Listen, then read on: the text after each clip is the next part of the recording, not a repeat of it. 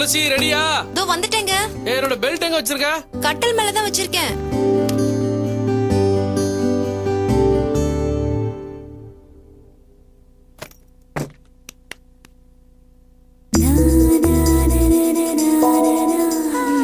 சூப்பரா இருக்கீங்க.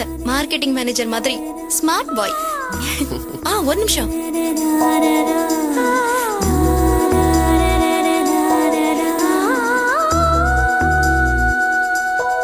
இந்தங்க.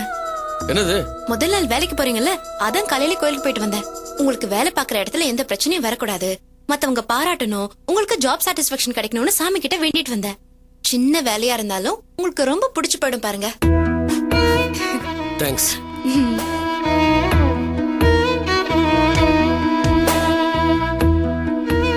என்னமோ தெரியல துளசி, இன்னைக்குதான் முதல் நாள் வேலைக்கு போற மாதிரியே இருக்குது. ஏன்? ஆமா, முந்திலாம் காலைல எழுந்துச்சு குளிச்சு பரபரப்பா ஆபீஸ்க்கு கிளம்பி போயின்னு இருப்பேன். இப்பதான் ஆபீஸ்க்கு போறது இல்ல, டச் விட்டு போச்சுல. இஷ்டத்துக்கு தூங்கி எழுந்துச்சு கால நேரம் பார்க்காம இருந்துட்டு இப்ப திடீர்னு கிளம்பி போகும்போது ஒரு மாதிரி வித்தியாசமான ஃபீலிங்கா இருக்குது. ஐயா, வீட்லயே வெட்டி ஆபீசரா இருக்கணும்னு முடிவு பண்ணிட்டீங்களோ? ஹலோ, யார பத்தினா பேசிட்ட? நாங்கெல்லாம் வேலைன்னு வந்தா ஃபயர் மாதிரி. என்ன இப்ப லேசா செல்ஃப் எடுக்கல, ஸ்டார்டிங் ட்ரபிள். அதான் இப்ப வேலைக்கு போக ஆரம்பிச்சிட்டோம்ல. வரட்டா? ஒரு நிமிஷம். ஃபயர் மாதிரி வேலை பாக்குறவங்களுக்கு ரொம்ப பசிக்கும்ல, இந்தாங்க.